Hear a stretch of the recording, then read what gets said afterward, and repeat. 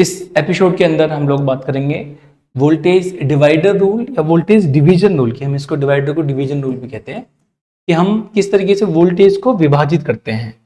हमने last episode में ये सीखा था कि हमारे पास में कोई भी सीरीज कॉम्बिनेशन है, उसका तुल्य प्रतिरोध या उनका आर इक्विवेलेंट कैसे निकाला जाता है सीरीज के अंदर। यदि R1 R2 दो रेजिस्टेंस आपके पास में जैसे कि 3 और 2 हैं, ये दो सीरीज में हैं, तो ऐड कर देते हैं उसकी वैल्यू को, तो आपके पास में फाइनली आर इक्विवेलेंट या उसको तुल्य प्रतिरोध कहते हैं। 3 और 2 ऐड करेंगे तो 5 बनेगा, 5 ओम बनेगा।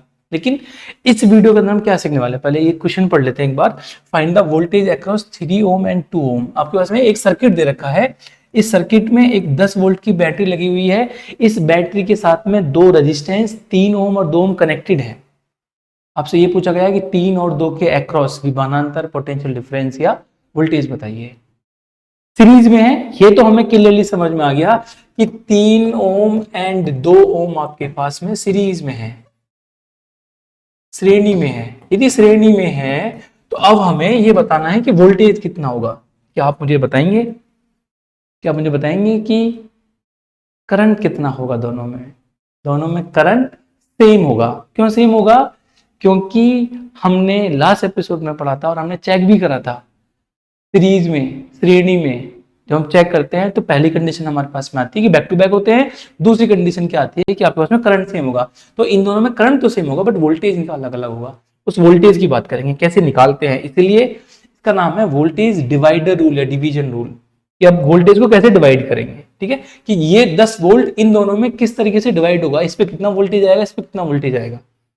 आगे चलते हैं, ये मान लेते हैं कि 2। अब हम पहले क्या करेंगे कि 2 R1 R2 लगे हुए हैं, हम पहले इन जनरल सीख लेते हैं। इन जनरल का मतलब पहले हम R1 R2 में सीख लेते हैं कि V1 V2 की वैल्यू कैसे आएगी, उसके फाइनली आगे जाके हम फिर यहाँ पे ये वैल्यू फाइंड आउट कर लेंगे। ठीक है, हम ये मानते हैं कि ये सर्किट हमारे पास में R1 R2 सीरीज में, आपको तो पता है R1 R2 सीरीज में, तो आप मुझे बताएंगे इनका R इक्विवेलेंट कितना आएगा।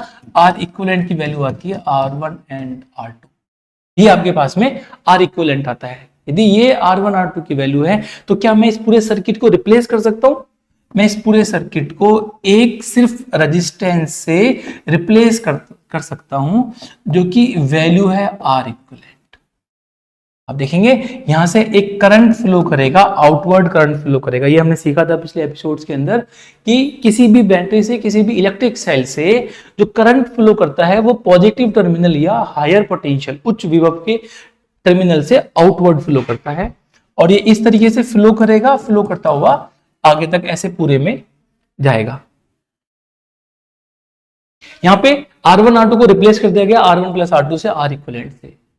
आप मुझे बताएंगे इस सर्किट के अंदर कितना I फ्लो करेगा। आप बोलेंगे I बराबर V upon R equivalent according to Ohm's rule. आप बोलते हैं ओम्स रूल होता है V इक्वल टू IR। इस रेजिस्टेंस के अक्रॉस वोल्टेज V है। आप देखोगे V कैसे है, ये नेगेटिव टर्मिनल को हम 0 मानेंगे, 0 मानते हैं, ये पॉजिटिव टर्मिनल V है, तो देखो ये 0 बन गया और ये फाइनली V बन गया। तो इसके अक्रॉस जो पोटेंशियल डिफरेंस है वो V है। इस V इक्वल टू IR, आपको I निकालना है, I बराबर V अपॉन R इक्विवेलेंट, और R इक्विवेलेंट की वैल्यू पता है आपको, R1 प्लस R2 आप वैल्यू रखेंगे यहाँ पे, आप बोलेंगे V upon R1 plus R2, ये वैल्यू बन के आएगी V upon R1 plus R2। ये वो I है जो आपके पास में इस सर्किट में फ्लो करेगा, मतलब कि ये और ये दोनों सेम सर्किट है, हमने केवल इन दोनों को रिप्लेस करके हटा के केवल एक बनाया है। इसका मतलब है कि यहाँ पे फ्लो होने वाला I, इस I की वैल्यू भी आपके पास में क्या बनेगी, ये बनेगी, ये I की वैल्यू है। यदि I की वैल्यू है और आप देखेंगे इसके अक्रॉस वोल्टेज V1 मान के चल रहे हैं और हम यहाँ पे V2 मान के चल रहे हैं, तो इसके अंदर कितना I फ्लो कर रहा है, इसके अंदर फ्लो कर रहा है I, इसके अंदर भी करंट I फ्लो कर रहा है। यदि करंट I फ्लो कर रहा है तो क्या मैं ऐसे लिख सकता हूं कि आपके पास में रेजिस्टेंस R1 है, R1 इसका वोल्टेज V1, फ्लो होने वाला करंट I है, इसका मतलब आप बोलेंगे V1 बराबर IR1, V1 बराबर IR। देखो V1 बराबर IR1, क्या हम यहाँ पे V1 की वैल्यू निकाल सकते हैं? देखो यदि ये एक R1 आपके पास में है और इसका वोल्टेज V1 है, करंट फ्लो कर रहा है I, तो आप बोलेंगे यहां से V1 बराबर IR1। आपने यहाँ पे I की वैल्यू निकाल रखी है, ये I बराबर V upon R equivalent means V upon R1 R2।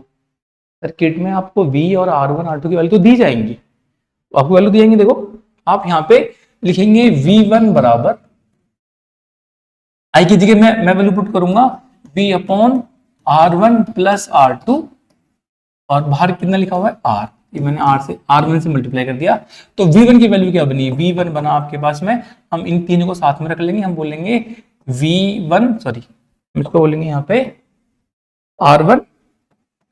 R1 upon R1 plus R2, बाहर हमने कर दिया V, तीनों एक जैसे हैं एक साथ में रख दिए, बाहर मल्टीप्लाई कर दिया V से, मैंने इन दोनों को इंटरचेंज कर दिया। ठीक है, तो ये वोल्टेज आया फर्स्ट R1 के लिए। अब सेकंड देखो आप एक बार, second resistance R2, voltage V2, flow होने वाला करंट सेम है I।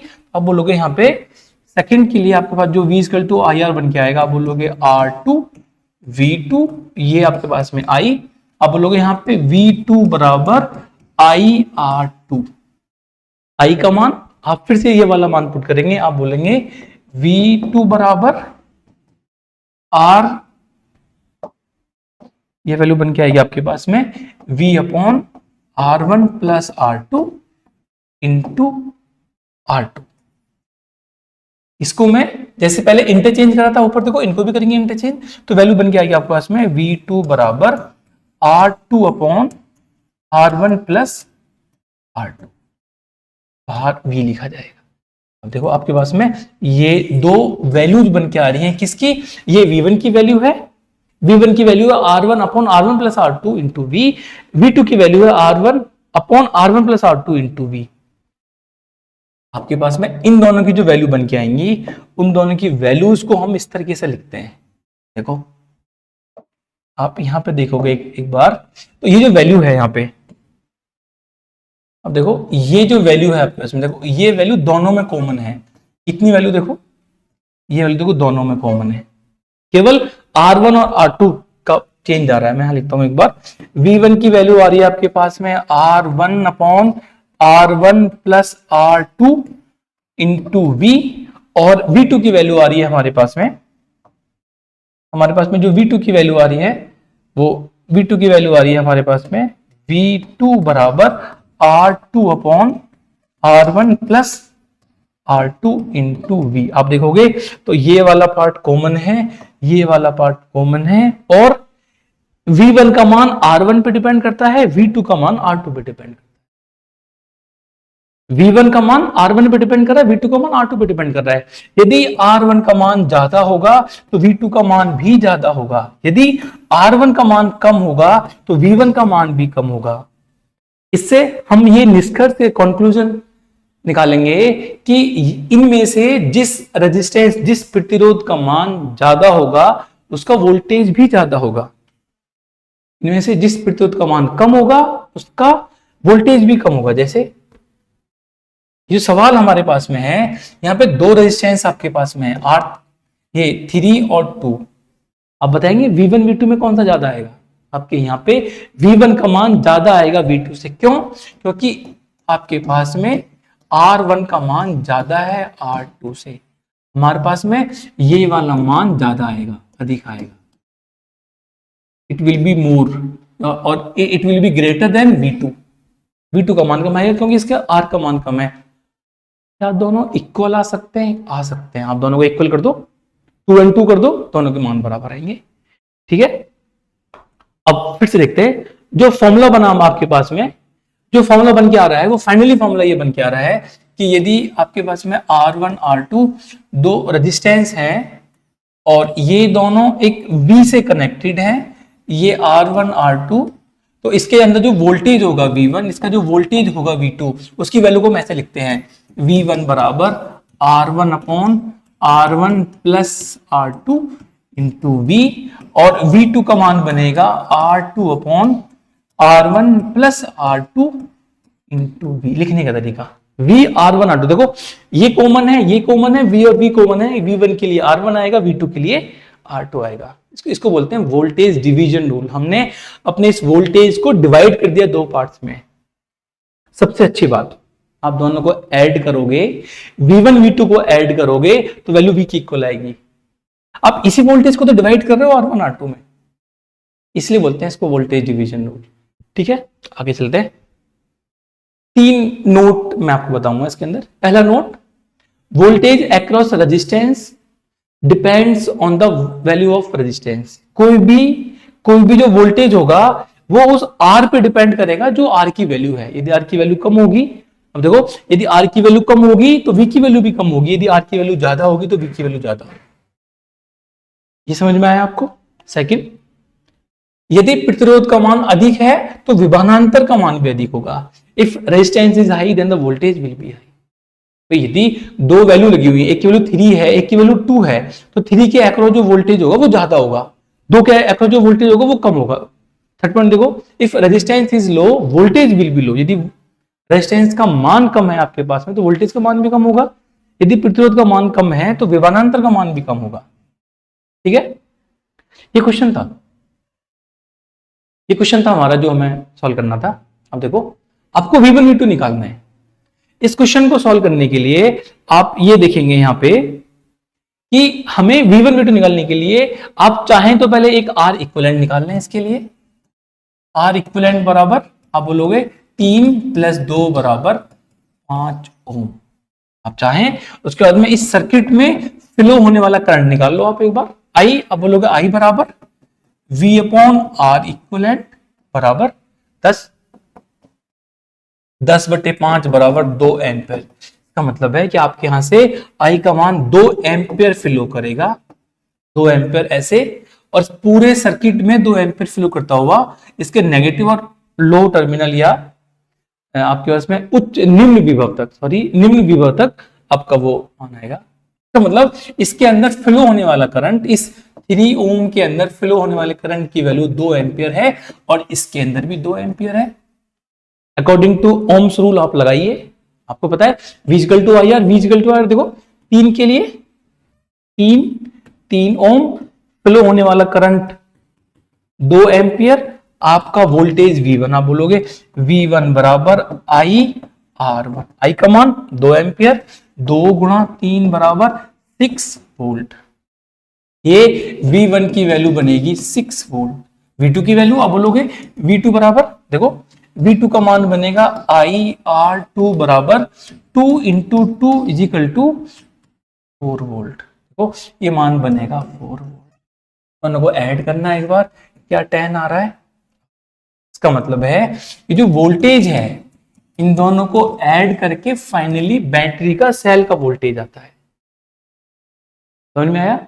आप चाहें तो इसको ऐसे सॉल्व कर सकते हैं या आप चाहें तो इसको डायरेक्ट जो हमने फॉर्मूला पढ़ा था उससे सॉल्व कर सकते हैं। ये वैल्यू आपके पास में 3 ओम है, ये 2 ओम वैल्यू है,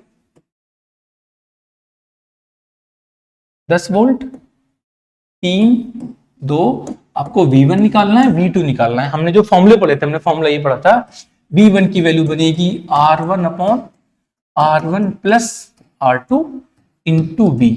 आप सारे मान रख लो। देखो आपको R1 पता है, आपको R2 पता है, इसको हम R1 मान लेते हैं, इसको हम R2 मान लेते हैं। आपको R1 R2 पता है, आपको V पता है, ये टोटल V है वोल्टेज। देखो अब बोलेंगे V1 बराबर R1 का मान 3 अपॉन आपके इसमें 3 + 2 किससे मल्टीप्लाई करेंगे? 10 से मल्टीप्लाई करेंगे। क्यों? टोटल वोल्टेज 10 है, टोटल जो सेल बैटरी लगी उसका मान 10 है। आप बोलोगे यहाँ पे ये बन गया ऊपर 30/5, ये डिवाइड हो गया 6 वोल्ट। क्या यहाँ पे भी 6 वोल्ट आ रहा था? देखो ये भी 6 वोल्ट आ रहा था। ठीक है, ऐसे ही हम V2 निकाल लेते हैं। V2 बराबर R2/R1 + R2 × V। मान रख लीजिए आप यहाँ पे, देखो 2 वैल्यू है, 2/3 + 2 × 10 बराबर 20/5। आप इसको डिवाइड करेंगे, वैल्यू बनेगी 4। देखो 6 वोल्ट और 4 वोल्ट। 3 ओम के अक्रॉस वैल्यू आ रही है 6 वोल्ट, 2 ओम के अक्रॉस वैल्यू आ रही है 4। जितना बड़ा रेजिस्टेंस उतनी ज्यादा वैल्यू। 3 ओम बड़ा है 2 ओम से, इसीलिए 3 ओम के अक्रॉस वोल्टेज भी ज्यादा आ रहा है। आप देखो 2 ओम के अक्रॉस वोल्टेज इसके कंपैरिजन में कम आ रहा है। ठीक है, आगे चलते हैं। यदि आपको 2 की जगह कुछ और वैल्यू दे दी जाए, आपको यदि 2 दिए गए हैं, 2 की जगह 3 लगा दें हम यहां पे एक बार ऐसे, R1 R2 R3। यदि मैं यहाँ पे 3 रेजिस्टेंस लगा दूं और ये वोल्टेज V है, यहाँ पे R1 R2 R3, और अब आपसे पूछा जाए कि आप बताइए इसके अक्रॉस वोल्टेज V1 कितना आएगा, V2 कितना आएगा, V3 कितना आएगा। आप पहले I निकाल सकते हैं। I कैसे बोलेंगे, तीनों सीरीज में है, तीनों सीरीज में तो आप बोलेंगे R इक्विवेलेंट का मान कितना है, तीनों को ऐड कर देंगे, R1 plus R2 plus R3, ये वैल्यू आएगी। और I का मान कितना बनेगा, आप बोलेंगे I बराबर V अपॉन R इक्विवेलेंट। यहां पे आप देखो R इक्विवेलेंट का मान लिखेंगे, आप बोलेंगे I बराबर V upon R1 plus R2 plus R3, ये I का मान बनेगा आपके लिए, ये I का मान बनेगा। आप बोलेंगे कि यहां से फ्लो होने वाली I इन तीनों में सेम I फ्लो करेगी, I फ्लो करेगी, तो आप बोलेंगे R1 के लिए जो मान बन के आएगा वो मान बन के आएगा V1 बराबर I R1। आप I की जगह मान पुट करेंगे, सही। आप R2 के लिए बोलेंगे जो वैल्यू बन के आएगी V2 बराबर I R2, और आप बोलेंगे R3 के लिए जो वैल्यू बन के आएगी वो V3 बराबर I R3, ये वैल्यू बन के आएगी। आप चाहें तो इस वैल्यू को रख के देख लीजिए क्या वैल्यू बन के आएगी। आपके पास में V1 की वैल्यू बन के आएगी R1 upon R1 plus R2 plus R3 into V। V2 की वैल्यू बन के आएगी आपके पास में R2 upon R1 plus R2 plus R3 into V, और V3 की वैल्यू बन के आएगी आपके पास में R3 upon R1 plus R2 plus R3 into V। आप तीनों को ऐड करेंगे, तीनों को ऐड करके वोल्टेज का मान V के बराबर आएगा, V बराबर V1 plus V2 plus V3, ये वैल्यू बन के आएगी। तो इसको कहते हैं हम voltage division rule. Thank you so much.